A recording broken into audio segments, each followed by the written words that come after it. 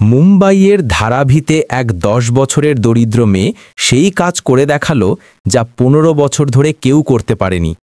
একটি রহস্যময় তিজোরি, ধাতব সিন্দুক খোলা, যার ভিতরে কোটি কোটি টাকা লুকানো ছিল। কিন্তু যখন মীরা সেই সিন্দুককে স্পর্শ করল, তখন সে এমন কিছু বলল যা সবার নিঃশ্বাস স্তব্ধ করে দিল। আমি এই তালার আওয়াজ আমার স্বপ্নে শুনি ১৫ বছর ধরে। কিভাবে একজন ১০ বছরের শিশু ১৫ বছরের পুরনো কোনো জিনিস সম্পর্কে জানতে পারে? আর কেনই বা একজন ধনী ব্যবসায়ী এই মেয়েটিকে সিন্দুকের কাছে যেতে আটকাতে এত ঘাবড়ে যাচ্ছিল? যখন সিন্দুকটি খোলা হলো, তখন ভিতরে টাকা ছিল না, বরং এমন একটি সত্য ছিল যা একটি পুরো পরিবারকে নাড়িয়ে দেবে। একজন মৃতপ্রায় মায়ের শেষ বার্তা, একটি ভাইয়ের অন্ধকারময় রহস্য এবং এক শিশু যে তার আসল পরিচয় সম্পর্কে অবগত ছিল না। প্রতিটি কাগজ, প্রতিটি চিঠি, প্রতিটি রহস্য এমনভাবে একে অপরের সাথে যুক্ত ছিল যা কেউ কল্পনাও করেনি। কিন্তু সবচেয়ে বড় প্রশ্ন ছিল, মীরার হাতের তালুতে তৈরি সেই চিহ্ন, হুবহু সেই চিহ্ন যা সিন্দুকের ওপরেও ছিল, তা কিভাবে সম্ভব ছিল? আর যখন শেষ খামটি খোলা হলো, তখন যে সত্যটি সামনে এলো, মুম্বাইয়ের আর্দ্র দুপুরে ধারাবির এক পুরনো অনাথালয়ের ভিতরে, যেখানে দেওয়ালে স্যাঁতস্যাঁতে দাগ আর আশার টুকরোগুলি একসাথে লেপ্টে ছিল, সেখানে এক অসাধারণ দৃশ্য দেখা যাচ্ছিল। ঘরে প্রায় ১৫ জন লোক দাঁড়িয়েছিল, ব্যবসায়ী, আইনজীবী, স্থানীয় কর্মী এবং ২ জন সরকারি কর্মকর্তা। সবার চোখ সেই বিশাল লোহার সিন্দুকটির ওপর নিবদ্ধ ছিল, যা ১৫ বছর ধরে বন্ধ ছিল এবং যার ভিতরে কথিত আছে কোটি কোটি টাকা লুকানো ছিল। সেই অর্থ যাই ভেঙে পড়া অনাথালয়টিকে বাঁচাতে পারত। ঠিক তখনই গভীর নীরবতা আর গুরুতর আলোচনার মাঝে একটি ক্ষীণ আওয়াজ ভেসে এলো। দরজার কাছে দাঁড়ানো ময়লা সালোয়ার কামিজে থাকা ১০ বছরের একটি মেয়ে বলল, আমি জানি এই তালা কেমন আওয়াজ করে। আমি কি চেষ্টা করতে পারি? ঘরে এমন নিস্তব্ধতা নেমে এলো যেন কেউ সময়কেই থামিয়ে দিয়েছে। সবার চোখ সেই ছোট্ট মেয়েটির, মীরার ওপর স্থির হয়ে গেল। এক মুহূর্তের জন্য তার নির্ভীক কণ্ঠস্বর আর নিষ্পাপ মুখচ্ছবি সবাইকে হতবাক করে দিল। এটা ছিল অসম্ভব, অযৌক্তিক। তবুও তার চোখে যে বিশ্বাস উপচে পড়ছিল, তা শিশুর ছিল না, বরং এমন একজন ব্যক্তির ছিল যে কিছু জানে। ঘরে ফিসফিসানি শুরু হলো। এই মেয়েটি কে? একজন মোটা ব্যবসায়ী বিরক্ত হয়ে জিজ্ঞেস করল, একে এখানে আসতে দিল কে? অন্যজন ভ্রুকুটি করে বলল। কিন্তু সবচেয়ে অদ্ভুত প্রতিক্রিয়া ছিল রাজীব মালহোত্রার, যিনি শহরের নামকরা ব্যবসায়ী, যিনি অনাথালয়ের জমি কিনতে এসেছিলেন। তার মুখ একেবারে ফ্যাকাশে হয়ে গেল, কপালে ঘামের ফোঁটা ফুটে উঠল এবং তার শ্বাস দ্রুত হয়ে গেল। যখন মীরা তার দিকে তাকালো, তখন রাজীব তৎক্ষণাৎ চোখ সরিয়ে নিলেন, যেন মেয়েটির চোখে এমন কিছু ছিল যা তাকে ভয় দেখাচ্ছিল। অনাথালয়ের কর্মী সুনিতা দেবী এগিয়ে এলেন, তার গলা কাঁপছিল। মীরা বেটি, তুমি এটা কিভাবে জানো? মীরা তার ছোট আঙুলগুলি সিন্দুকের ঠান্ডা পৃষ্ঠে রাখল এবং একটি গভীর নিঃশ্বাস নিল। আমি এই আওয়াজ আমার স্বপ্নে শুনি, প্রতি রাতে ১৫ বছর ধরে। তার কথায় এক অদ্ভুত শীতলতা ছড়িয়ে পড়ল। কিভাবে একজন ১০ বছরের শিশু ১৫ বছরের পুরনো কোনো জিনিস নিয়ে স্বপ্ন দেখতে পারে? একজন বয়স্ক উকিল তার চশমা ঠিক করতে করতে বললেন, এটা একটা তামাশা, এই মেয়েটিকে এখান থেকে নিয়ে যাও। কিন্তু মীরা নিজের জায়গা থেকে সরতে রাজি হলো না। তার চোখে জল ছিল না, ভয় ছিল না, বরং এক অদ্ভুত বেদনা, যেন কোনো পুরনো স্মৃতি তাকে ভিতর থেকে ভেঙে দিচ্ছিল। রাজীব হঠাৎ এগিয়ে এলেন এবং কর্কশ কণ্ঠে বললেন, এটা বাজে কথা, এই মেয়েটিকে এক্ষুনি বাইরে বের করো। তার কণ্ঠে একটি অস্বাভাবিক ঘাবড়ানোর ভাব ছিল, যা যে কেউ বুঝতে পারত। ডাক্তার আশা শর্মা, যিনি অনাথালয়ে স্বেচ্ছাসেবক হিসেবে কাজ করতেন, মীরার কাছে এলেন এবং আস্তে করে তার কাঁধে হাত রাখলেন। বেটা, তুমি কি সত্যিই এই সিন্দুক সম্পর্কে জানো? মীরা মাথা নাড়াল, তার কণ্ঠস্বর আরও ক্ষীণ হয়ে এসেছিল। হ্যাঁ, আর আমি এটাও জানি যে এর ভিতরে কি আছে। সবার নিঃশ্বাস থেমে গেল। রাজীবের মুখ এখন ছায়ের মতো সাদা হয়ে গিয়েছিল। মীরা তার ছোট আঙুল দিয়ে সিন্দুকের একটি বিশেষ অংশ স্পর্শ করল, যেখানে একটি ছোট চিহ্ন ছিল, একটি গোল, যাকে ৩টে রেখা কাটছিল। এই চিহ্নটি আমি আগেও দেখেছি, আমার স্বপ্নে নয়। সে একটি গভীর নিঃশ্বাস নিল। তার গলা কাঁপছিল, বরং আমার হাতের তালুতে। সে তার ডান হাতটি সবাইকে দেখালো। সেখানে জন্মদাগের মতো ঠিক সেই প্রতীকটি তৈরি করা ছিল। ঘরে নিস্তব্ধতা এত গভীর হয়ে গেল যে বাইরের রাস্তার আওয়াজও পরিষ্কার শোনা যাচ্ছিল। সুনিতা দেবীর চোখে জল এসে গেল। রাজীব পিছিয়ে গেলেন, তার হাত কাঁপছিল। ডাক্তার আশা মীরার হাতের তালুটি মনোযোগ সহকারে দেখলেন। সেই চিহ্নটি সত্যিই ছিল এবং সেটি সিন্দুকের চিহ্নের সাথে হুবহু মিলছিল। এটা কিভাবে সম্ভব? একজন তরুণ সাংবাদিক তার ক্যামেরা বের করল। মীরার চোখে এখন জল ছিল, কিন্তু তার কণ্ঠে ছিল দৃঢ়তা। আমি জানি না এটা কিভাবে সম্ভব, কিন্তু আমি জানি যে এই সিন্দুকের ভিতরে এমন কিছু আছে যা শুধুমাত্র আমার সম্পর্কে, এমন কিছু যা কেউ আমার কাছ থেকে লুকিয়ে রেখেছে। রাজীব হঠাৎ দরজার দিকে পা বাড়ালেন, কিন্তু অবসরপ্রাপ্ত ফায়ারম্যান রমেশ কাকা তার পথ আটকালেন। দাঁড়ান মালহোত্রা সাহেব, আমার মনে আছে 15 বছর আগেও আপনি এখানে এসেছিলেন, ঠিক সেদিনই যখন এই সিন্দুকটি বন্ধ করা হয়েছিল। রাজীবের মুখ এখন সম্পূর্ণভাবে প্রাণহীন হয়ে গিয়েছিল। মীরা সিন্দুকের দিকে ঘুরে অত্যন্ত গুরুত্ব সহকারে বলল, যদি আমি এটি খুলতে পারি তবে আপনারা সবাই সত্য জানতে পারবেন। সে একটি মুহূর্ত থেমে রাজীবের দিকে তাকালো এবং বলল, এবং হয়তো আমিও জানতে পারবো আমি কে। মীরার জন্ম আর শৈশব কেটেছিল ধারাভির সবচেয়ে সরু গলিগুলিতে, যেখানে সূর্যের আলোও পৌঁছানো কঠিন ছিল। তার মাসি কমলা দেবী, যিনি নিজেও কঠিনভাবে জীবন ধারণ করতেন, তিনি মীরাকে তখন থেকে বড় করেছেন যখন মীরা মাত্র কয়েক মাসের। মীরা যখন জিজ্ঞেস করত তার বাবা মা কোথায়, কেমন আছেন, বা কেন তারা তাকে ছেড়ে চলে গেলেন, কমলা দেবীর কাছে কখনো কোনো উত্তর ছিল না। এটা কেবল ঈশ্বরের ইচ্ছা ছিল বেটি। কমলা দেবী সবসময় তার ভেজা চোখ আঁচল দিয়ে মুছতে মুছতে বলতেন। কিন্তু মীরার স্বপ্নগুলি, সেই অদ্ভুত, ভয়ঙ্কর এবং রহস্যময় স্বপ্নগুলি তার মনে আসার পর থেকে সে মনে করতে পারত। প্রতি রাতে সে একটি অন্ধকার ঘরে দাঁড়িয়ে থাকত, যেখানে একটি বিশাল লোহার দরজা তার সামনে থাকত। সেই দরজা থেকে আওয়াজ আসত, ধাতুর ঘর্ষণ, গিয়ারের আওয়াজ আর একটি বিশেষ ধরনের ক্লিক যা তার কানে বাজতে থাকত। মাঝে মাঝে সে স্বপ্নে একটি মহিলার কণ্ঠস্বর শুনত, ধীর, ভাঙা, ক্ষমা চাওয়া। যখনই সে সকালে উঠত, তার গালে শুকিয়ে যাওয়া চোখের জল থাকত, কিন্তু তার মনে পড়ত না সে কেন কেঁদেছিল। অনাথালয়ের সেই ঘটনার পর ডাক্তার আশা শর্মা মীরাকে নিয়ে খুবই চিন্তিত হয়ে পড়েছিলেন। পরের দিন সকালে যখন আশা অনাথালয়ে পৌঁছলেন, তখন তিনি মীরাকে একান্তে ডাকলেন। তারা দুজনে অনাথালয়ের পেছনের উঠোনে বসলেন, যেখানে কিছু বাচ্চা খেলা করছিল। আশা আস্তে করে মীরার হাত ধরলেন এবং বললেন, বেটা, তোমার ভয় লাগে মা এত বড় বড় লোকের সামনে এমন কথা বলতে? মীরা মাথা নাড়াল, না, কারণ আমি যা বলেছি তা সত্য ছিল। আমি সেই আওয়াজটা চিনি ডক্টর আন্টি, যেন কোনো পুরনো স্মৃতি যা মুছে ফেলা যায় না।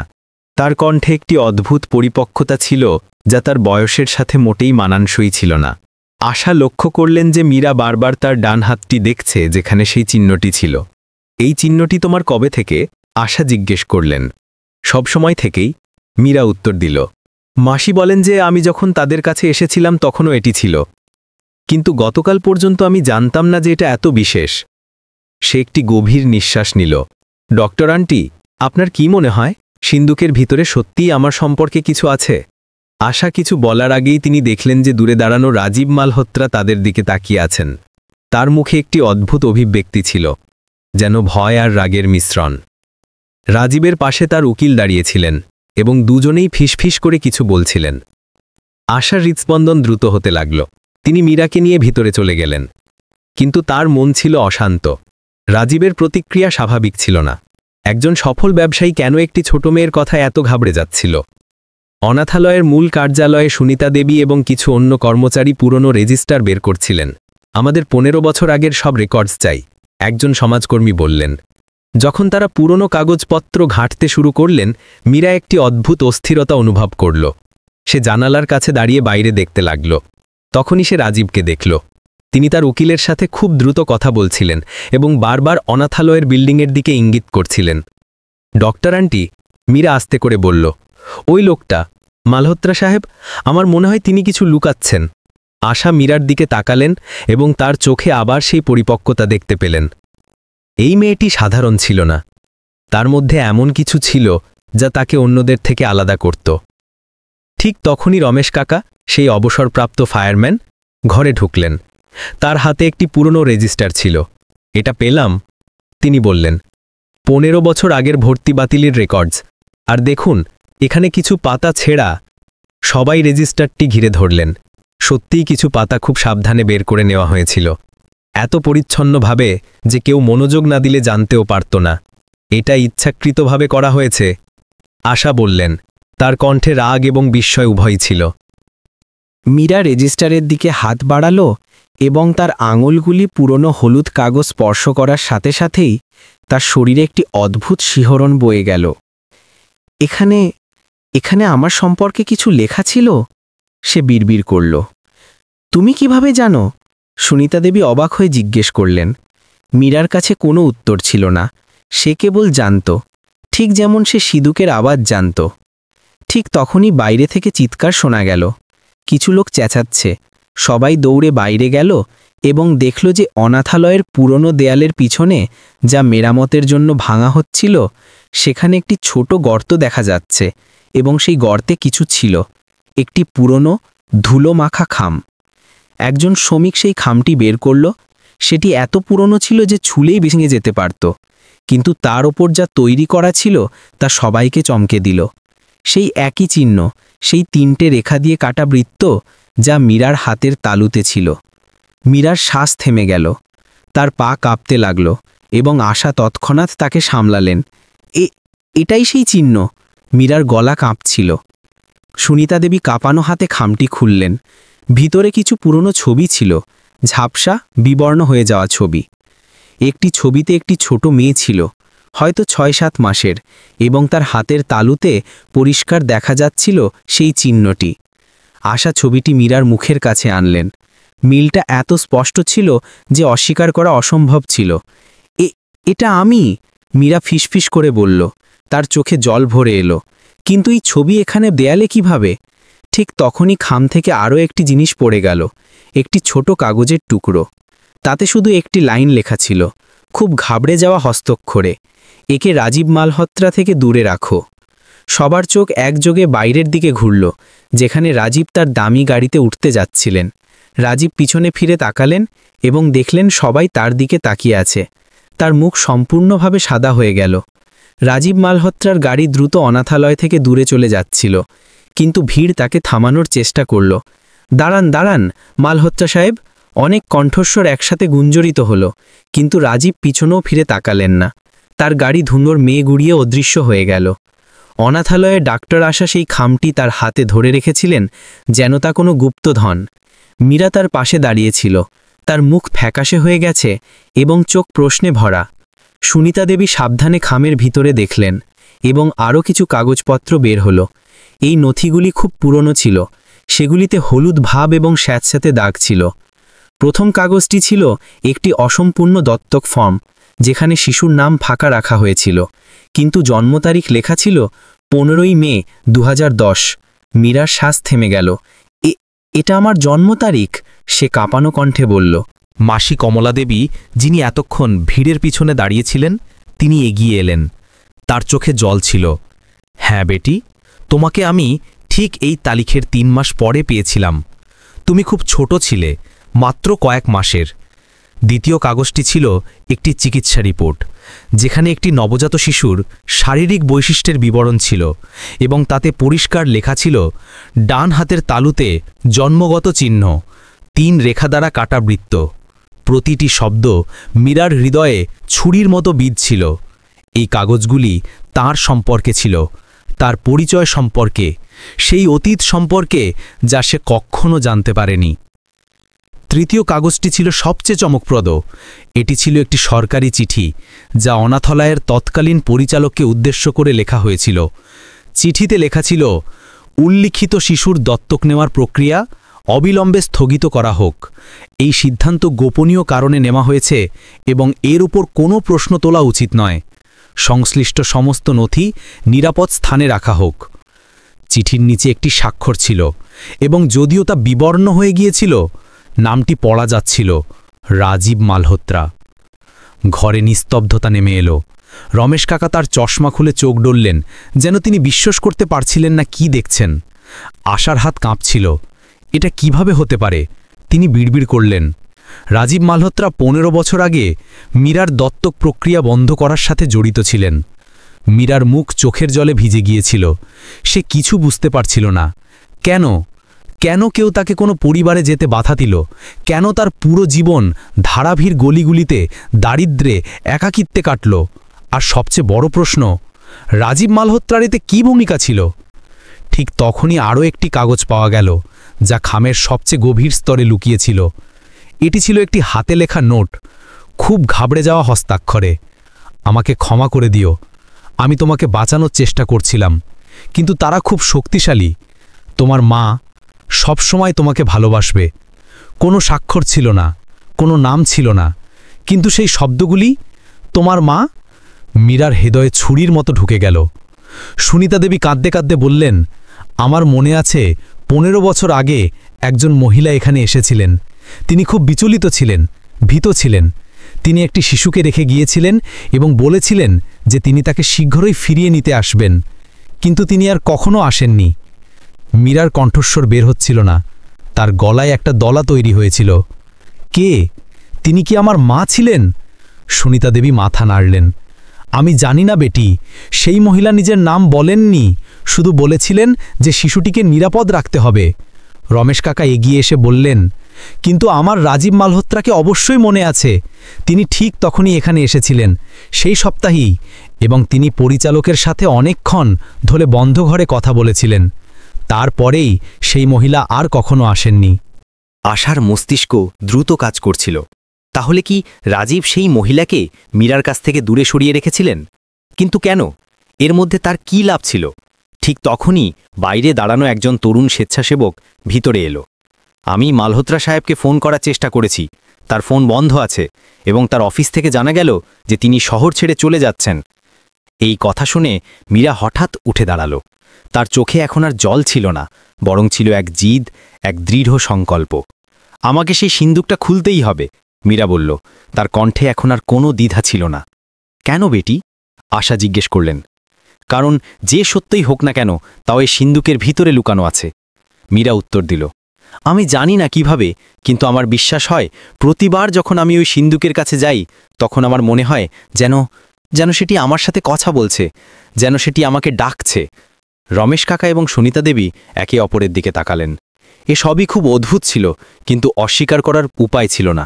মীরার হাতের তালুর সেই চিহ্ন, তার স্বপ্নগুলি, সেই নথিগুলি, এবং এখন রাজীবের পালিয়ে যাওয়া, সবকিছুই একে অপরের সাথে যুক্ত ছিল।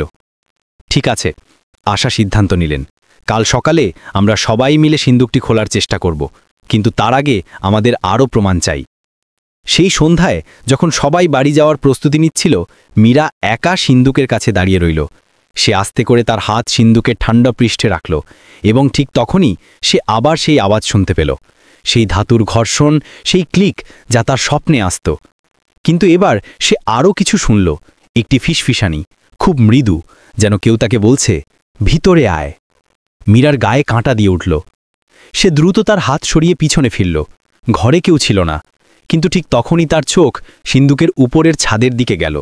সেখানে একটি পুরানো সহতীর কাঠের বিমের ওপর সেই একই চিহ্ন তৈরি করা ছিল, 3টি রেখা দিয়ে কাটা বৃত্ত, এবং তার নিচে খুব ছোট অক্ষরে কিছু লেখা ছিল।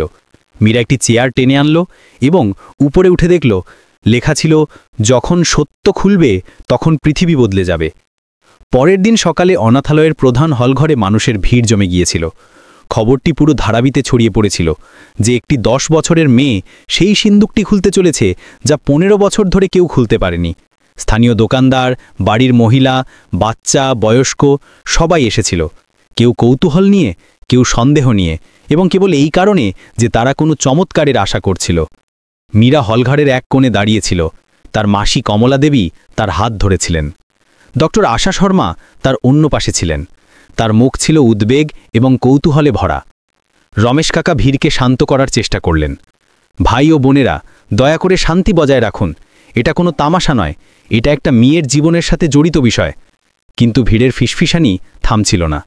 ঠিক তখনই হঠাৎ হলের দরজা জোরে খুলে গেল এবং রাজীব মালহোত্রা ভিতরে এলেন। তার সাথে দুজন উকিল এবং একজন পুলিশ কর্মকর্তাও ছিলেন। পুরো হল নীরবতায় ডুবে গেল। রাজীবের মুখ ছিল তীব্র উদ্বিগ্ন, তার চোখের নিচে কালো দাগ ছিল, যেন তিনি সারা রাত ঘুমাননি। এসব বেআইনি, রাজীব কড়া গলায় বললেন। এই সিন্দুকটি আমার সম্পত্তি এবং আমার অনুমতি ছাড়া কেউ এটিকে স্পর্শ করতে পারবে না। তার কণ্ঠে রাগ ছিল, কিন্তু তার পিছনে লুকানো ভয়ও স্পষ্ট অনুভব করা যাচ্ছিল। সুনিতা দেবী এগিয়ে এলেন।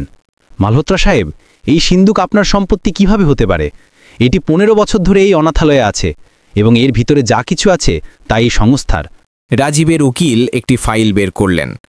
আমাদের কাছে নথি আছে যা প্রমাণ করে যে এই সিন্দুকটি আমার মুক্কেল এই অনাথালয়কে দান করেছিলেন, কিন্তু এর চাবি এবং ভিতরের সামগ্রীর উপর অধিকার তারই। এই শুনে ভিড়ের মধ্যে ক্ষোভের ঢেউ উঠল। লোকজন চিৎকার করতে লাগল, এটা প্রতারণা, মিথ্যে বলছে। রমেশ কাকা হাত তুলে সবাইকে চুপ করালেন।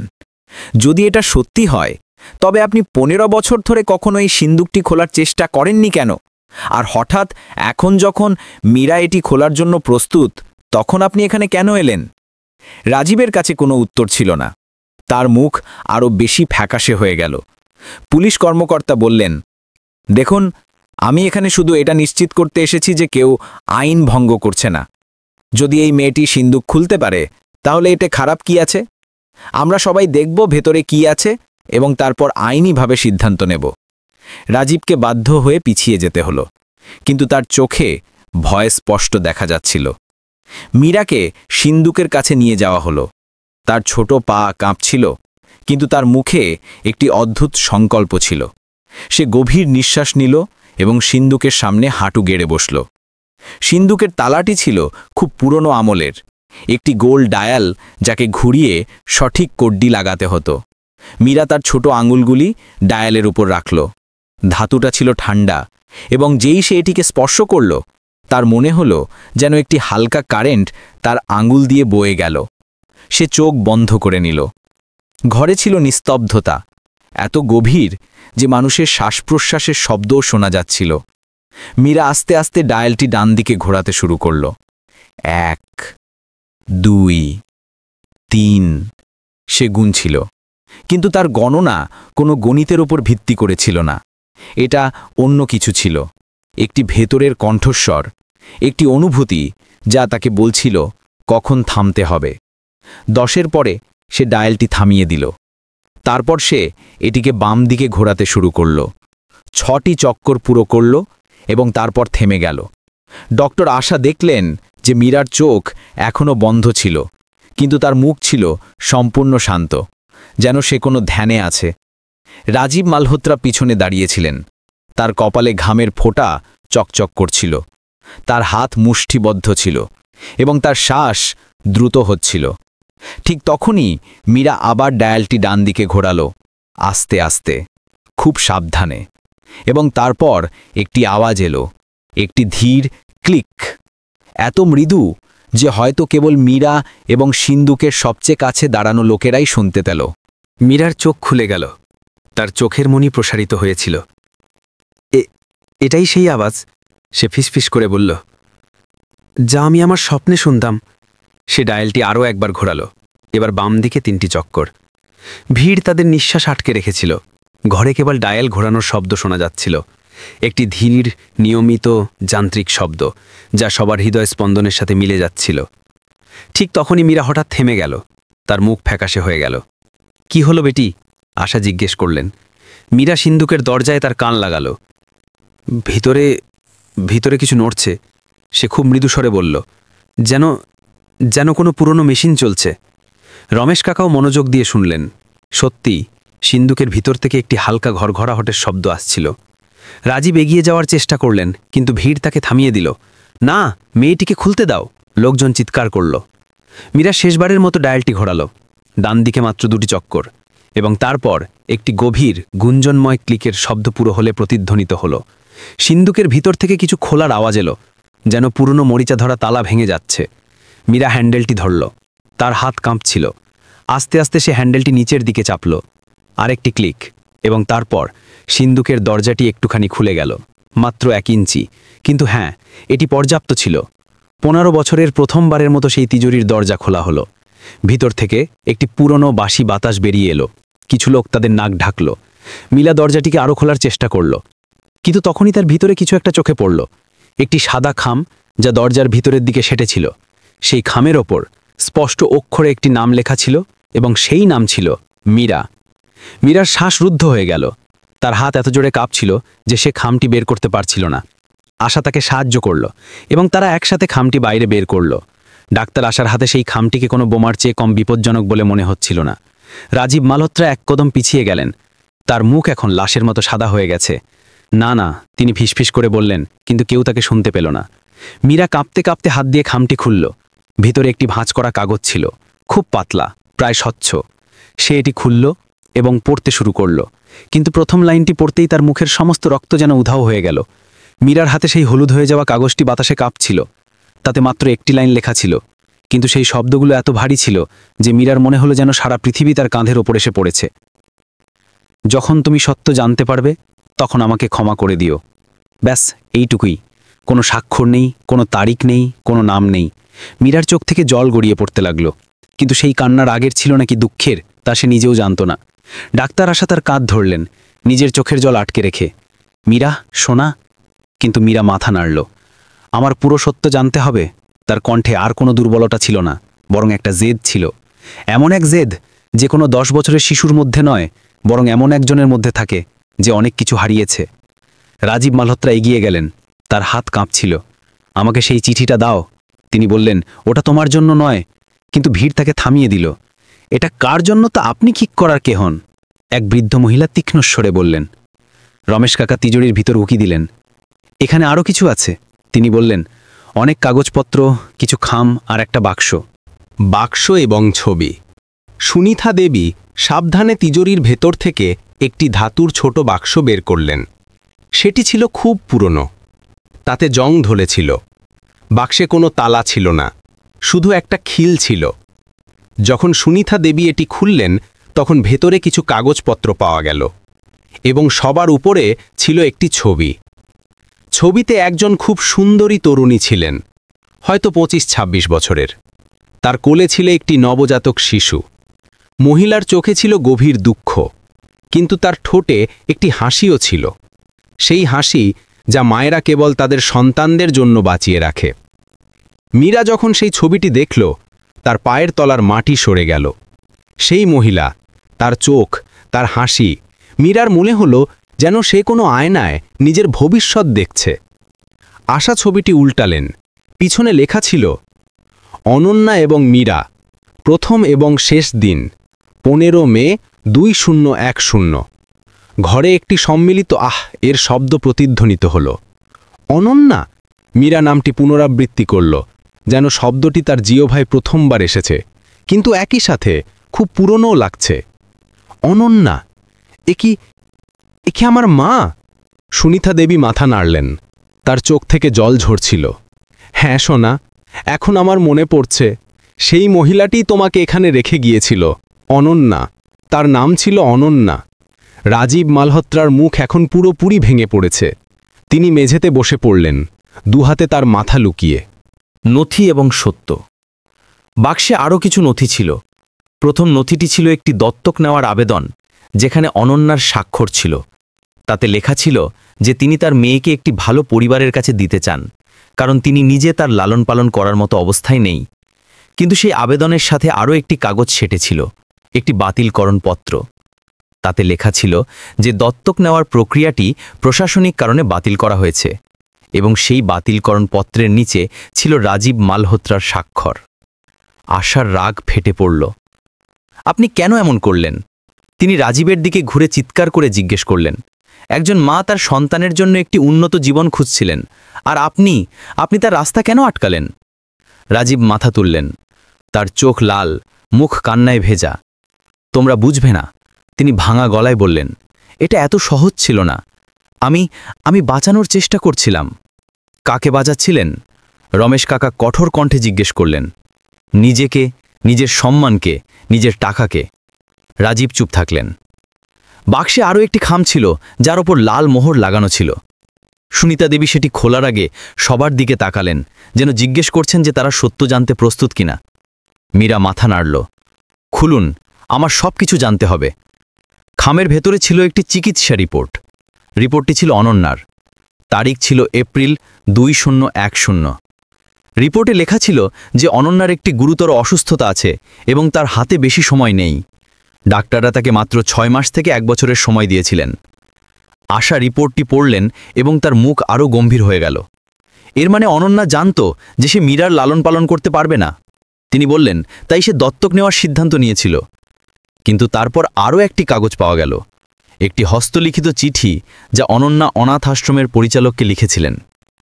চিঠিতে তিনি মিনতি করেছিলেন যে তার মেয়েকে যেন একটি স্নেহময় পরিবারের কাছে দেওয়া হয়। তিনি এও লিখেছিলেন যে তিনি চান না যে মীরা কোনোদিন জানতে পারুক যে তার মা তাকে ছেড়ে গিয়েছিলেন। তিনি চেয়েছিলেন মীরা এটা ভাবুক যে তাকে একটি নতুন উন্নত পরিবার গ্রহণ করেছে। কিন্তু চিঠির শেষে অনন্যা একটি বিশেষ কথা লিখেছিলেন, যদি কখনো মীরা সত্য জানতে চায় তবে তাকে জানিয়ে দিও যে আমি তাকে কেবল ভালোবেসেছি, এবং যদি রাজীব মালহোত্রা এটি থামাতে চেষ্টা করে তবে তাকে জিজ্ঞেস করো যে সে কি তার বোনকে ক্ষমা করে দিয়েছে। এই শব্দটি পড়তেই পুরো হলটি আবার নিস্তব্ধতায় ডুবে গেল। সবার দৃষ্টি রাজীবের দিকে ঘুরল। বোন, আশা ধীরে ধীরে বললেন। রাজীবের মাথা নুয়ে গেল। তার কাঁধ কাঁপছিল। তিনি কাঁদছিলেন এবং সেই কান্নায় শুধু দুঃখই ছিল না, ছিল 15 বছরের অনুশোচনা, অপরাধবোধ এবং লজ্জাও। মীরার হাত থেকে ছবিটি পড়ে গেল। সেটি মেঝেতে পড়ে রইল এবং সে সেটির দিকে তাকিয়ে রইল, অনন্যার দিকে, সেই মহিলাটির দিকে যে ছিল তার মা। আর এখন এই নতুন প্রকাশের সাথে সাথে তার মনে আরও একটি প্রশ্ন জেগে উঠল, বিশ্বাসঘাতকতা এবং ক্ষমা। রাজীব মালহোত্রার কান্না পুরো হল জুড়ে প্রতিধ্বনিত হচ্ছিল। একজন সফল, ক্ষমতাশালী ব্যবসায়ী, যিনি সবসময় দর্পের সাথে চলতেন, এখন মেঝেতে বসে 2 হাতে মুখ লুকিয়ে কাঁদছেন। মীরা তার দিকে তাকিয়ে রইল। তার চোখে ছিল প্রশ্ন, রাগ এবং এক অদ্ভুত বিভ্রান্তি। যদি অনন্যা আপনার বোন ছিলেন, মীরা ধীরে ধীরে বলল, তার কণ্ঠ কাঁপছিল। তাহলে এর মানে আমি আপনার ভাইঝি? রাজীব মাথা নাড়লেন, কিন্তু তার মুখ থেকে কোনো শব্দ বের হল না। রমেশ কাকা এগিয়ে গেলেন। তার মুখ ক্রোধে লাল হয়ে গেছে। এবং তবুও আপনি আপনার নিজের ভাইজিকে এই অবস্থায় থাকতে দিলেন, ধারাভির রাস্তায়, দারিদ্র্যের মধ্যে, যখন আপনার কাছে এত টাকা ছিল, আপনার কাছে এত ক্ষমতা ছিল। রাজীব মাথা তুললেন। তার মুখ অশ্রুসিক্ত। তোমরা বুঝবে না, তিনি বললেন। আমার পরিবারে, আমাদের সমাজে অনন্যা যা করেছিল তা। তিনি থেমে গভীর শ্বাস নিলেন। সে ছিল অবিবাহিত এবং একটি সন্তানের জন্ম দিয়েছিল। আমাদের পরিবারের জন্য এটা সহ্য করার মতো ছিল না। ভিড়ের মধ্যে কিছু লোক ঘৃণায় মাথা নাড়ল। ডাক্তার আশার মুখ রাগে লাল হয়ে গেল। তাহলে আপনি আপনার বোনকে ত্যাগ করলেন, তাকে তার সবচেয়ে দুর্বল মুহূর্তে একা ফেলে দিলেন, যখন সে অসুস্থ ছিল, যখন তার সবচেয়ে বেশি আপনার দরকার ছিল। রাজীবের আইনজীবী তাকে চুপ থাকার ইঙ্গিত দিলেন, কিন্তু রাজীব উপেক্ষা করলেন। হয়তো 15 বছর পর তিনি অবশেষে সত্য বলতে প্রস্তুত ছিলেন। আমার বাবা, আমার মা, তারা অনন্যাকে বাড়ি থেকে বের করে দিয়েছিলেন যখন তারা জানতে পারলেন যে সে গর্ভবতী। আমি তখন খুব ছোট ছিলাম, মাত্র 19-20 বছরের। আমি আমার পরিবারের বিরুদ্ধে যেতে পারিনি, আমার সাহস ছিল না। সুনিতা দেবী তিজুরি থেকে আরও একটি নথি বের করলেন। এটি ছিল অনন্যার নামে একটি ব্যাংক স্টেটমেন্ট। এতে দেখানো হয়েছিল যে রাজীব নিয়মিতভাবে তার অ্যাকাউন্টে টাকা পাঠাতেন, প্রতি মাসে, গত 6 মাস ধরে, মীরা জন্মানোর আগ পর্যন্ত। তাহলে আপনি তাকে টাকা পাঠিয়েছিলেন? আশা জিজ্ঞেস করলেন। হ্যাঁ, আমি অন্তত এটুকু করতে পারতাম। কিন্তু যখন সে আমাকে বলল যে সে মীরাকে দত্তক দিতে চায়, আমি ভয় পেয়ে গেলাম। যদি কেউ জানতে পারত যে মীরা আমাদের পরিবারের, তাহলে আপনার সম্মান মাটিতে মিশে যেত, রমেশ কাকা ব্যঙ্গ করে বললেন। রাজীব কিছু বললেন না। তার নীরবতাই ছিল তার হ্যাঁ। মীরা এতক্ষণ চুপচাপ দাঁড়িয়েছিল, কিন্তু এখন সে কথা বলতে শুরু করল। আপনি আমার মাকে একা মরতে দিলেন, সে বলল। তার কণ্ঠে কোনো চিৎকার ছিল না, বরং ছিল এক ঠান্ডা, শান্ত হতাশা। আপনি আমাকে একটি পরিবার থেকে, একটি উন্নত জীবন থেকে বঞ্চিত রাখলেন, শুধু এই কারণে যে আপনি আপনার পরিবারের নাক বাঁচাতে চেয়েছিলেন। শেষ বার্তা। তিজুরিতে তখনও আরও কিছু নথি ছিল। আশা একটি খাম বের করলেন, যার ওপর লেখা ছিল কেস 407B। সেটি খোলার পর ভেতরে একটি পুরো ফাইল পাওয়া গেল, মীরার দত্তক নেওয়ার সাথে সম্পর্কিত সমস্ত কাগজপত্র। ফাইলে একটি দম্পতির নাম ছিল, অমিত এবং প্রিয়া শর্মা, যারা মীরাকে দত্তক নিতে চেয়েছিলেন। তাদের সমস্ত তথ্য ছিল, তাদের ঠিকানা, তাদের আর্থিক অবস্থা, সবকিছু। তারা ছিলেন একটি ভালো মধ্যবিত্ত পরিবার, যাদের নিজেদের কোনো সন্তান ছিল না। এই লোকগুলো আমাকে দত্তক নিতে চেয়েছিল? মীরা জিজ্ঞেস করল। সুনিতা দেবী মাথা নাড়লেন। হ্যাঁ সোনা, অনন্যা নিজে এদেরকে বেছে নিয়েছিলেন। তারা খুব ভালো লোক ছিলেন। কিন্তু তিনি ফাইলের পরের পাতাটি উল্টালেন। সেখানে ছিল একটি সরকারি চিঠি, যাতে লেখা ছিল যে দত্তক নেওয়ার প্রক্রিয়া প্রযুক্তিগত কারণে বাতিল করা হয়েছে, এবং সেই চিঠির নিচে আবার রাজীব মালহোত্রার স্বাক্ষর ছিল। আপনি এটা কিভাবে করলেন? আশা জিজ্ঞেস করলেন। আপনি অনাথাশ্রমের সিদ্ধান্তে হস্তক্ষেপ কিভাবে করতে পারতেন? রাজীব একটি দীর্ঘশ্বাস নিলেন। আমার পরিবারের, আমাদের এই অনাথাশ্রমে এই পুরো এলাকায় অনেক প্রভাব ছিল। আমি তৎকালীন পরিচালককে, আমি তাকে টাকা দিলাম, অনেক টাকা, এবং তিনি তাই করলেন যা আমি বললাম। ভিড়ের মধ্যে থেকে রাগের আওয়াজ আসতে লাগল। লজ্জা করে না নিজেরই ভাইজির সাথে এমন করতে? কিন্তু মীরা হাত তুলল, সবাইকে শান্ত করে। আমার মায়ের কি হয়েছিল? মীরা জিজ্ঞেস করল। অনন্যার, আমার জন্মের পরে তার কি হয়েছিল? রাজীবের চোখ থেকে আবার জল পড়তে লাগল। সে 6 মাস পর্যন্ত লড়েছিল, তার অসুস্থতার সাথে, তার কষ্টের সাথে। আমি তাকে হাসপাতালে দেখতে গিয়েছিলাম একবার, শুধু একবার। সে খুব দুর্বল হয়ে গিয়েছিল, কিন্তু সে আমার কাছে কিছু চায়নি, শুধু একটা কথা বলেছিল, মীরাকে খুশি রেখো। মীরার হাঁটু দুর্বল হয়ে গেল। আশা তাকে ধরে রাখলেন। আর আমি তাকে প্রতিশ্রুতি দিয়েছিলাম। আমি বলেছিলাম যে আমি মীরার খেয়াল রাখব। কিন্তু যখন সে মারা গেল, যখন সবকিছু শেষ হয়ে গেল, আমি ভয় পেয়ে গেলাম। আমার পরিবার যদি জানতে পারত, তাহলে আমার সবকিছু শেষ হয়ে যেত। তাই আমি এই সব নথি এই তিজোরিতে বন্ধ করে দিলাম এবং আর কখনো পিছনে ফিরে তাকাইনি। ফাইলে একটি শেষ খাম ছিল, যার ওপর লাল কালিতে লেখা ছিল, মীরার 16 বছর বয়সে খুলতে হবে। আশা মীরার দিকে তাকালেন।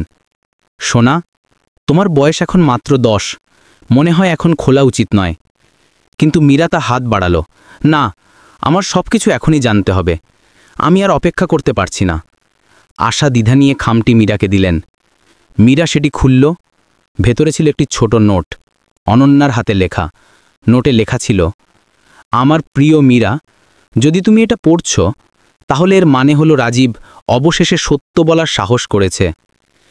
আমি চাই তুমি জানো যে আমি তোমাকে ছেড়ে যাইনি। আমি শুধু তোমাকে বাঁচাতে চেয়েছিলাম। তোমার আসল পরিবার হলো মালহোত্রা, এবং তোমার হক আছে সেই সব কিছুর উপর যা রাজীবের কাছে আছে। মীরার হাতে সেই চিঠিটি কাঁপছিল। অনন্যার কথাগুলো তার হৃদয়ে বিঁধছিল, প্রতিটি অক্ষর যেন একটি ক্ষতের মতো। তোমার হক আছে সেই সব কিছুর উপর যা রাজীবের কাছে আছে। এটি শুধু টাকা বা সম্পত্তির কথা ছিল না, এটি ছিল একজন মায়ের শেষ ইচ্ছা, একটি ন্যায্যের আবেদন, যা 15 বছর ধরে সেই লোহার তিজোরিতে বন্দী ছিল। রাজীবের মুখ এখন ছায়ের মতো সাদা হয়ে গেছে। তিনি বুঝে গিয়েছিলেন যে আর কোনো পথ বাকি নেই। সত্য বাইরে এসে গেছে, এবং তার সাথে তাদের সমস্ত লজ্জা, অপরাধ এবং কাপুরুষতাও। মুক্তির কান্না। ডাক্তার আশা চিঠিটি এগিয়ে পড়লেন। তার কণ্ঠস্বর ভারী হয়ে আসছিল। রাজীব, যদি তুমি এটা পড়ছ, তবে আমি তোমার কাছে ক্ষমা চাইছি যে আমি তোমাকে এই অসুবিধায় ফেললাম। কিন্তু আমি তোমাকে এও বলতে চাই যে তুমি যা করেছ পরিবারের চাপে এসে, সমাজের ভয়ে, তা ঠিক ছিল না। মীরা নির্দোষ, সে আমাদের ভুলের শাস্তি হতে পারে না। আমার শেষ ইচ্ছা হলো তুমি তাকে তোমার পরিবারে আপন করে নাও, তাকে সেই জীবন দাও যার সে যোগ্য। যদি তুমি তা না করো, তবে এই চিঠি এবং এই সব নথি তোমার আসল রূপ দুনিয়ার সামনে আনবে। ঘরে নীরবতা এত গভীর ছিল যে বাইরের রাস্তার গাড়ির আওয়াজও স্পষ্ট শোনা যাচ্ছিল। ভিড়ে দাঁড়িয়ে থাকা লোকেরা একে অপরের দিকে তাকাচ্ছিল, বিস্ময় আর রাগে ভরা। রমেশ কাকা এগিয়ে এসে রাজীবের সামনে দাঁড়ালেন। তো এটাই ছিল, তাই না? আপনি এই তিজোরি খুলতে বারণ করছিলেন, কারণ আপনার ভয় ছিল যে সত্য সামনে চলে আসবে। আপনার বোন মরার সময় আপনাকে একটি সুযোগ দিয়েছিল, কিন্তু আপনি সেটাও হারালেন। রাজীবের আইনজীবী তাকে আবার চুপ থাকার ইঙ্গিত দিলেন, কিন্তু রাজীব হাত নেড়ে তাকে থামিয়ে দিলেন। না, রাজীব বললেন, তার কণ্ঠস্বর ভেঙে যাচ্ছিল। আর যথেষ্ট হয়েছে। আমি 15 বছর ধরে এই বোঝা বয়ে বেড়াচ্ছি। প্রতি রাতে আমি অনন্যার কণ্ঠস্বর শুনতে পাই। প্রতি সকালে যখন আমি আয়নায় নিজের মুখ দেখি, তখন নিজেকে ঘৃণা করি। তিনি মীরার দিকে তাকালেন। তার চোখে ছিল অসীম দুঃখ এবং অনুশোচনা। মীরা, শোনা, আমি তোমার কাছে ক্ষমা চাইছি। আমি জানি যে আমার ক্ষমা যথেষ্ট নয়। আমি তোমার মাকে ধোঁকা দিয়েছি। আমি তোমাকে ধোঁকা দিয়েছি। আমি নিজেকে ধোঁকা দিয়েছি। মীরা তাকে দেখছিল। তার মুখে কোনো অভিব্যক্তি ছিল না, না রাগ, না দুঃখ, শুধু একটি শূন্যতা। আপনি বলছেন যে আপনি প্রতি রাতে আমার মায়ের কণ্ঠস্বর শুনতে পান। তাহলে কি আপনি কখনো ভেবে দেখেছেন যে আমি কি শুনি? আমি প্রতি রাতে স্বপ্নে একজন মহিলাকে কাঁদতে শুনি। এখন আমি জানি যে সে আমার মা ছিল, অনন্যা, যে আমার থেকে আলাদা হওয়ার যন্ত্রণায় কাঁদছিল। তিজোরিতে এখন শুধু একটি শেষ খাম বাকি ছিল। সুনিতা দেবী সেটি সাবধানে বের করলেন। এই খামটি বাকিগুলোর থেকে আলাদা ছিল। এতে একটি মোহর লাগানো ছিল, একটি আইনি নথির মোহর। যখন সেটি খোলা হলো, তখন ভেতর থেকে একটি উইল বের হলো। উইলটি ছিল অনন্যা, যা তিনি তার মৃত্যুর ঠিক 1 সপ্তাহ আগে লিখেছিলেন। উইলে পরিষ্কার লেখা ছিল, আমি অনন্যা মালহোত্রা আমার পুরো জ্ঞান বুদ্ধি নিয়ে এই উইল লিখছি। আমার কোনো সম্পত্তি নেই, কিন্তু আমার বাবার সম্পত্তিতে আমারও একটি অংশ আছে। একটি অংশ যা জোর করে আমার কাছ থেকে কেড়ে নেওয়া হয়েছিল যখন আমাকে বাড়ি থেকে বের করে দেওয়া হয়েছিল। আমি চাই আমার সেই অংশ আমার মেয়ে মীরাকে দেওয়া হোক। এবং যদি আমার ভাই রাজীব মালহোত্রা এই কথা মানতে অস্বীকার করে, তবে এই নথি আইনিভাবে বলবৎ হবে। আশার শ্বাস বন্ধ হয়ে গেল। এটি কেবল একটি আবেগপূর্ণ বিষয় রইল না, এটি একটি আইনি অধিকারের বিষয়ে পরিণত হল। রাজীবের আইনজীবীর মুখ একদম কঠোর হয়ে গেল। তিনি এগিয়ে এসে উইলটি দেখার চেষ্টা করলেন। এই উইল আইনিভাবে বৈধ হতে পারে না, তিনি বললেন। এতে সাক্ষীদের স্বাক্ষর নেই। কিন্তু তখনই তিজোরির নিচের স্তর থেকে আরও একটি কাগজ নিচে পড়ল। সেটি ছিল একটি নোটারি শংসাপত্র, যা প্রমাণ করছিল যে এই উইলটি 2 জন সাক্ষীর সামনে লেখা এবং স্বাক্ষরিত হয়েছিল। এবং সেই 2 জন সাক্ষীর মধ্যে একজনের নাম ছিল রমেশ প্রসাদ কাকা। সবার দৃষ্টি রমেশ কাকার দিকে ঘুরল। রমেশ কাকা মাথা নাড়লেন। তার চোখে জল ছিল। হ্যাঁ, তিনি বললেন, আমি সেখানে ছিলাম। অনন্যা আমাকে ডেকেছিল হাসপাতালে। তার শেষ দিনগুলোতে সে আমাকে বলেছিল যে যদি কখনো সময় আসে, তবে আমি যেন সাক্ষ্য দিই। সে আমাকে এই সব নথি তিজোরিতে রাখার জন্যও বলেছিল। সে জানত যে রাজীব ভয়ে কখনোই তিজোরি খুলবে না। কিন্তু তারও এ বিশ্বাস ছিল যে একদিন সত্য সামনে আসবে। মীরা এখন কাঁদছিল, কিন্তু তার কান্না ছিল নীরব। সে তার মায়ের ছবি বুকে জড়িয়ে দাঁড়িয়েছিল। আশা তাকে জড়িয়ে ধরলেন, তার চুলে হাত বুলিয়ে। রাজীব এখন পুরোপুরি ভেঙে পড়েছিলেন। তিনি মেঝেতে বসে কাঁদছিলেন, 2 হাতে তার মাথা লুকিয়ে। আমি একজন কাপুরুষ ছিলাম। আমি আমার বোনকে বাঁচাতে পারিনি, আর আমি আমার ভাইজিকে সারা জীবনের জন্য একটা দরিদ্র যন্ত্রণাদায়ক জীবনে ঠেলে দিয়েছি। তখনই ভিড় থেকে একটা আওয়াজ এলো, এখন কি হবে? মীরা কি তার হক পাবে? পুলিশ অফিসার এগিয়ে এলেন। এই মামলা এখন আদালতে যাবে, কিন্তু এই নথিগুলো দেখতে গেলে আমার মনে হয় মীরার দাবি খুব শক্তিশালী। মীরা হঠাৎ কথা বলতে শুরু করল। আমার টাকা চাই না, সে বলল। তার কণ্ঠে ছিল এক অদ্ভুত দৃঢ়তা। আমি শুধু জানতে চেয়েছিলাম যে আমি কে। আমি জানতে চেয়েছিলাম যে আমার মা আমাকে ভালোবেসেছিলেন কিনা। আর এখন আমি জানি, অনন্যা আমাকে ভালোবেসেছিলেন। তিনি তার শেষ দিনগুলোতেও আমার কথা ভেবেছিলেন। ব্যাস, এটাই যথেষ্ট। আশা অবাক হয়ে তার দিকে তাকালেন। কিন্তু সোনা, এটা তোমার হক, তোমার মা এটা তোমার জন্য রেখে গেছেন। না, মীরা বলল, মা এটা করেছিলেন কারণ তিনি চেয়েছিলেন আমি একটা ভালো জীবন পাই। কিন্তু ভালো জীবন শুধু টাকা দিয়ে পাওয়া যায় না। আমার কাছে পিসি আছেন, আমার কাছে এই অনাথ আশ্রম আছে, আমার কাছে আপনারা সবাই আছেন। এটাই আমার পরিবার। ঘরে একটি সম্মিলিত আহ এর শব্দ প্রতিধ্বনিত হল। কিন্তু তখনই মীরা তিজোরির দিকে তাকালো। কিন্তু একটা জিনিস আছে যেটা আমি চাই, সে বলল, এই অনাথ আশ্রমটা বাঁচানো হোক। এই জায়গাটাই আমার মা আমাকে রেখে গিয়েছিলেন আশার সাথে। এই জায়গাটা ধ্বংস হওয়া উচিত নয়। মুক্তির পথ ফেলো আসলো। রাজীব মাথা তুললেন। তার চোখে এখন একটি নতুন দ্যুতি ছিল। হয়তো 15 বছরে প্রথমবারের মতো তিনি কিছু ঠিক করার সুযোগ পেয়েছিলেন। আমি এই অনাথ আশ্রমকে বাঁচাবো, রাজীব বললেন। না, আমি এর চেয়েও বেশি কিছু করব। আমি এটিকে অনন্যার নামে একটি আধুনিক সুসজ্জিত কেন্দ্র বানাবো। কিন্তু তখনই তিজোরির একদম পেছন দিক থেকে একটি শেষ খাম পড়ল। একটি খাম যা কেউ এখন পর্যন্ত দেখেনি। সেই শেষ খামটি বাকি সবগুলোর থেকে আলাদা ছিল, ছোট, পাতলা, এবং তার উপর শুধু একটি শব্দ লেখা ছিল, ক্ষমা। মীরা সেটি তুলে নিল। তার হাত এখন আর কাঁপছিল না।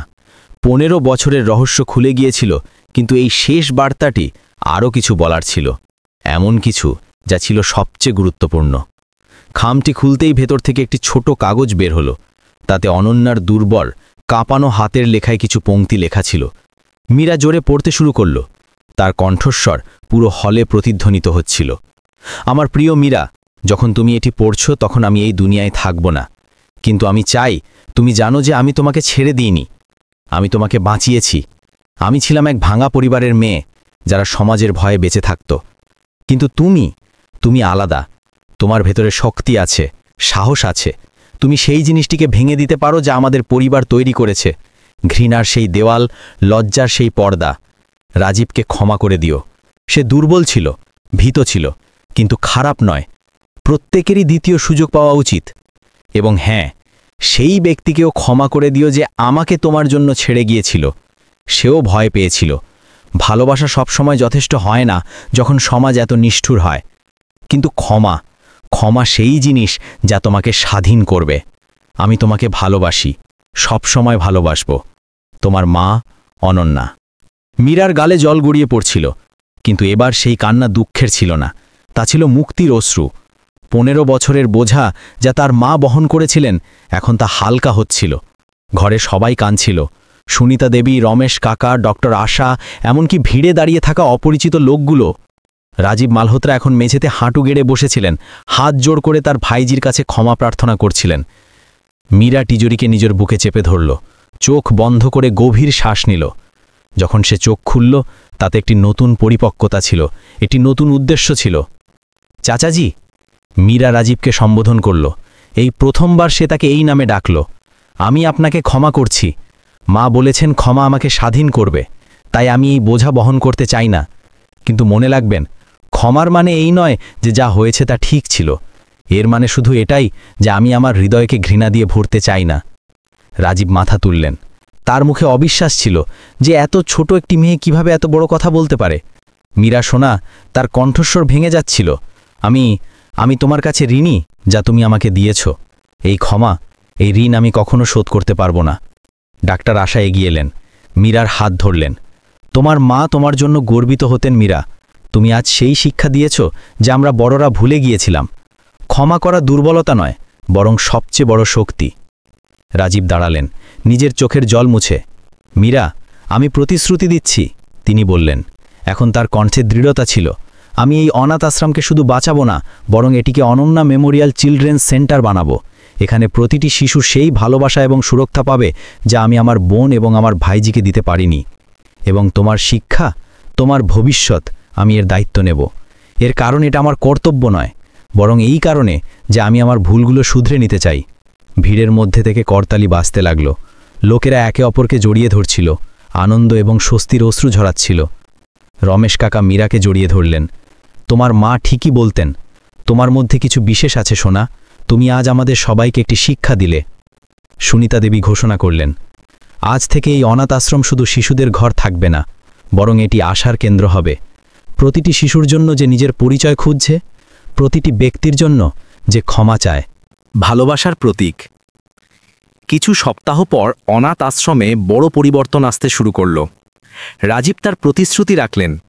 ইমারতের মেরামত হলো, নতুন কক্ষ তৈরি হলো, শিশুদের জন্য পড়াশোনার সুবিধা এলো। কিন্তু সবচেয়ে বড় পরিবর্তনটি ছিল প্রধান হলে। যেখানে সেই তিজোরি দাঁড়িয়েছিল, এখন সেখানে অনন্যার একটি সুন্দর ছবি লাগানো হয়েছে। তার নিচে লেখা ছিল, অনন্যা মালহোত্রা, একজন মা যিনি ভালোবাসাকে হার মানতে দেননি। আর সেই তিজোরিটিকে সরানো হয়নি, বরং সেটিকে একটি স্মৃতিস্মারক হিসাবে রাখা হলো, একটি মনে করিয়ে দেওয়ার জন্য যে সত্য যতই দেরিতে আসুক, তা আসে অবশ্যই। মীরা এখনও ধারাভিতে তার পিসি কমলা দেবীর সাথে থাকত। সে রাজীবের বাড়িতে যেতে অস্বীকার করে দিয়েছিল। এটাই আমার ঘর, সে বলেছিল, এটাই আমার পরিচয়। কিন্তু রাজীব নিয়মিতভাবে তার সাথে দেখা করতে আসতেন, তার পড়াশোনার খেয়াল রাখতেন, এবং ধীরে ধীরে, খুব ধীরে ধীরে একটি সম্পর্ক গড়ে উঠছিল, চাচা এবং ভাইজির, যা ক্ষমা এবং সময়ের ভিত্তির ওপর তৈরি হচ্ছিল। ডাক্তার আশা মীরার অভিভাবক হয়ে রইলেন, সবসময় তার পাশে দাঁড়িয়ে। তোমার মাকে আমার মধ্যে স্পষ্ট দেখতে পাচ্ছি, ডাক্তার আশা প্রায়ই বলতেন। সেই একই দৃঢ়তা, সেই একই করুণা। এক সন্ধ্যায় যখন সূর্য ডুবছিল এবং অনাথ আশ্রমের ছাদ সোনালি আলোয় স্নান করছিল, মীরা সেই তিজোরির কাছে দাঁড়িয়েছিল। সে তার হাত তার ঠান্ডা পৃষ্ঠে রাখল, সেই হাত যার তালুতে সে চিহ্ন ছিল, সেই চিহ্ন যা তাকে তার পরিচয়ের সাথে যুক্ত করত। ধন্যবাদ মা, সে ধীরে ধীরে বলল। আপনি শুধু আমাকে জীবন দেননি, আপনি আমাকে এই শিক্ষা দিয়েছেন যে আসল শক্তি ভালোবাসায় আছে, ক্ষমায় আছে, এবং নিজেকে জানার মধ্যে আছে। তিজোরি এখন খালি ছিল, কিন্তু সে তার কাজ করে দিয়েছিল। 15 বছর ধরে সে একটি রহস্যকে, একটি সত্যকে, একজন মায়ের ভালোবাসাকে সুরক্ষিত রেখেছিল, এবং যখন সময় এসেছিল, সে সবকিছু সঠিক ব্যক্তির হাতে তুলে দিল। মীরা চোখ বন্ধ করে গভীর শ্বাস নিল। তাকে আর সেটির আওয়াজ শোনা যাচ্ছিল না, সেই ধাতুর ঘষা, সেই ক্লিকের শব্দ, কারণ এখন তার সেটির দরকার ছিল না। সে তার জবাব পেয়ে গিয়েছিল। সে জেনে গিয়েছিল যে সে কে, এবং সবচেয়ে গুরুত্বপূর্ণ, সে শিখেছিল যে ভাগ্য আমাদের ডাকে না, বরং আমরা নিজেরাই আমাদের নিয়তিকে ডাকি, আমাদের সাহস দিয়ে, আমাদের ক্ষমা দিয়ে, এবং আমাদের ভালোবাসা দিয়ে। তিজোরি এখন শুধু লোহার একটি বাক্স ছিল না, সে ছিল একটি শিক্ষা, একটি বার্তা যে কোনো রহস্য এত গভীর হয় না যে সত্য তাকে খুলতে না পারে, এবং কোনো ব্যথা এত বড় হয় না যে ক্ষমা তাকে ভরিয়ে দিতে না পারে।